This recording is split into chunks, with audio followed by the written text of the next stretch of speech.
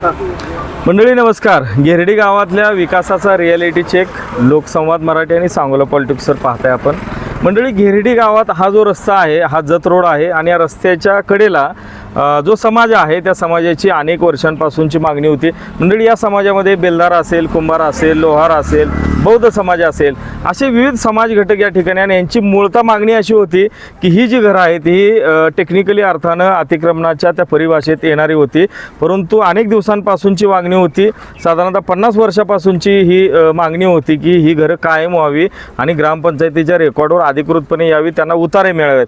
तर ही मागणी मान्य करण्याचं आणि प्रश्न मार्गी लावण्याचं मोठं काम इथल्या स्थानिक मंडळींनी केलेलं. त्याच्यामध्ये सामाजिक कार्यकर्ते सोमाबा मोठे असतील, पिंटूदादा पुकळे असतील, किसन माने सर असतील किंवा बाकीची जी सगळी ग्रामपंचायतीशी संबंधित जाणकार मंडळी आहेत त्यांनी हे काम केलेलं आहे. आणि याच अनुषंगानं हा रियालिटी चेक करतोय निखिल. या ठिकाणी मंडळी सरांनी सांगितल्याप्रमाणे अगदी बरोबर आहे. गेल्या 50 वर्षापासून ही जी काही वस्ती आहे तर ते असेसमेंटला ग्रामपंचायतला ही नोंद नव्हती. ही लोक जी होती ते अतिक्रमणमध्ये खरं तर राहत होती. आणि या संदर्भात आपण खरं तर बघतोय की जो रस्ता या ठिकाणी जातोय हा मुख्य रस्ता मंगळवेढा ते जत जाणारा हा मुख्य रस्ता आहे. आणि याच्या पश्चिमेला खरं तर ही सगळी मंडळी या ठिकाणी राहत होती आणि त्यातीलच काही समाज बांधव देखील या ठिकाणी आहे. त्यांच्या माध्यमातून आपण या ठिकाणी काही गोष्टी जाणून घेणार आहे की त्यांचा जो प्रश्न होता तो कसा मार्गी लागला आणि कोणामुळे मार्गी लागला, या सर्व गोष्टी आपण या ठिकाणी जाणून घेणार. दादा नमस्ते, नाव सांगा पहिलं तुमचं. बबन चव्हाण. बबन चव्हाण. बरं, आता तुमचा प्रश्न काय होता प्रामुख्याने इथला? इथं आम्ही राहायला होतो 5-50 वर्ष झालं. बरं, हां. की आमची जागा नावावर करून देऊन प्रत्येक ग्रामपंचायतला विनवणी करत होतो आम्ही. प्रत्येक 5 येणारे 5 वर्षाला प्रत्येक जण हो म्हणायचे, करायचे नाही. बरं, हां. क्लोज आबा मोठ्याने करून टाकलं आपल्याला. आबा मोठेने.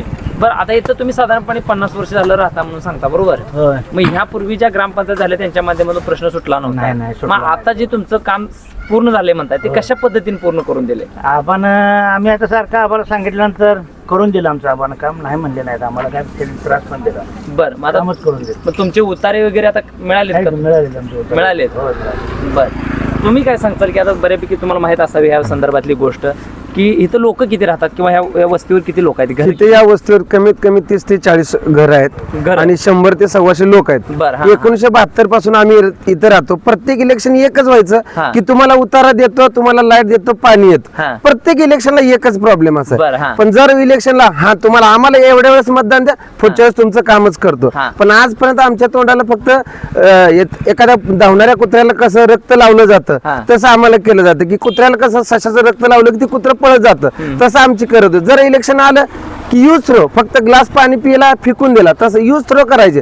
इलेक्शन झालं की कोण आम्हाला विचारत नव्हतं, काय नव्हतं. हां, हां. एवढ्या वर्षानंतर आता आम्हाला सध्याला उतारा मिळालाय, पाणी मिळालं, लाईट मिळाली. आमच्या घरे सुद्धा अंधारात होती, लाईट सुद्धा नव्हती. बरं, बरं. ज्यावेळेस आम्हाला उतारा दिला त्याच्यानंतरच आम्हाला लाईटचं कनेक्शन मिळालं. नाही, आता टेक्निकली जर बघितलं आपण तर ग्रामपंचायतच्या तुम्ही अतिक्रमण मध्ये राहत होता. हं. आता जे सांगितलं तुम्ही 30 ते 40 वस्त्या या ठिकाणी किंवा घर इथे या भागामध्ये आहेत. हं. तर आता प्रत्येकाला जागा देत असताना कशी दिली, ती उतारा किती स्क्वेअर फूट असेल किंवा गुंठ्याचा निघालेला आहे? प्रत्येकाला आम्हाला 500 स्क्वेअर फूट, कोणाचं जर जास्त माणसं असतील थोडं वाढवून, कोणाला कमी माणसं बघून त्यांचं 500 स्क्वेअर फूट, 600, कोणाला 400 स्क्वेअर फूट अशी जागा प्रत्येकाला दिलेली आहे. म्हणजे लोक घरात कितीच बघून लोकांच्या हिशोबाने एखाद्या जर घरात जर 2च माणसं असतील त्यांना तेवढीच जागा दिली. की अशी काही जागा ही फ्री मध्ये म्हणून कोणाला पण अशी त्यांनी फुकट वाटलीच बरं. नाही की माणसाच्या हिशोबानेच त्यांना जागा दिली गेली. आपलं त्यांनी देऊन टाक. काय केले? नियमात जे काय बसलेले हां. प्रत्येकाला त्यांनी उतार काढून देऊन मला टाकले. सगळ्यांची जी 30 ते 40 घर होते हां. त्याचा सगळ्यांचा प्रश्न इथला मार्गी लागलाय का? हो, सगळा मार्गी लागला. सगळ्यांचा सगळ्यांचा लागला. हो. बरं, आता ह्याच्या व्यतिरिक्त अजून काय समस्या राहिलीत का तुमच्या? नाही, आमच्या कोणतीही समस्या असू द्या, एक कॉल केला की आम्हाला लगेच तो प्रॉब्लेम सॉल्व्ह होतो. कोणतीही कसं नाही. एनी टाइम कॉल करू द्या. एनी टाइम रात्री 2 वाजता जरी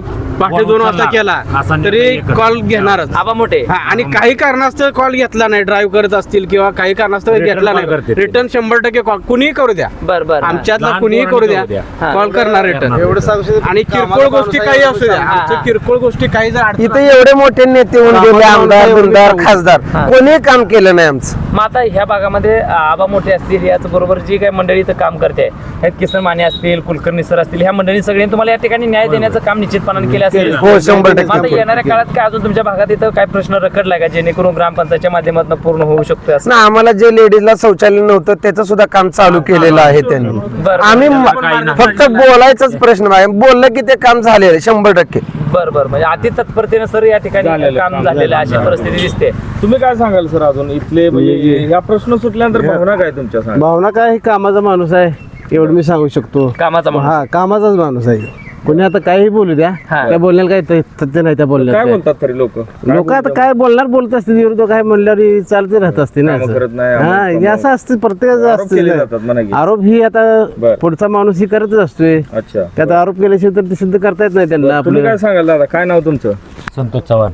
संतोष चव्हाण. काय भावना आहेत एवढं आता? काय- भावना हा, काम आम्हाला जी बोललेलं आहे बर. ते आमचं त्यांनी करून दिलेलं आहे. जी 50 वर्ष आमच्या वडील बर. आजोबा काका सगळे दमले होते मागं लागून, ती एका मार्गाने त्यांनी एक काम पिढी करून गेली दिलेलं म्हणायचं आहे. त्यात. हा. आमच्या आजोबापासून हे झालेलं आहे, आमच्या पिढीत हे काम झालेलं आहे. आमचं काम झालेलं आहे. फक्त अध्यक्षाने काय बोलले, आबा मोठे अध्यक्ष, आम्ही अध्यक्ष बोलतो त्यांना प्रेमाने आम्ही अध्यक्ष बोलतोय. मग अध्यक्षांना आम्ही काय बोललो की आमचा असा असा प्रश्न आहे. ते काय बोलले, मला थोडासा वेळ द्या तुम्ही. त्या वेळेनुसार त्यांनी वेळ घेतलेला, त्या वेळेस नुसार आमचं काम केलेलं आहे त्यांनी. बरं दादा, काय भावना? काय कितवीला आहे शाळेला? काय चालू आहे का नाही शाळा गळा? काय झालंय का शाळा? काय वाटतंय? कारण एक पिढी गेली आपल्या घराच्या मागणीच्या ह्याच्यात. प्रश्नासंदर्भात आता काही आपण काम केलेलंच आहे काय काम विषय केलंय. बर, ठीक आहे, ओके, समारोप. तर मंडळी आपल्यासोबत जी काही बेघर वस्ती आपण म्हणतो आणि ह्यातली सर्वच मंडळी या ठिकाणी होती. त्यामध्ये सर्वच समाज बांधव आहेत. इथं खरं तर 30-43 लोकांची वस्ती आहे. यामध्ये त्यांनी सांगितल्याप्रमाणे या ठिकाणी जे काही प्रश्न होते सांगितलं की एक कॉल प्रॉब्लेम सॉल्व्ह अशी परिस्थिती खरं तर आबा मोठे आणि पिंटू कुकडे असतील, किसन माने सर असतील, कुलकर्णी सर असतील या मंडळींनी तर केलेलंच आहे. मात्र सर्वात महत्त्वाची गोष्ट आपल्याला म्हणावं लागेल की आता सुद्धा खरं तर जिल्हा परिषद पंचायत समितीचं वारं वाहायला लागले.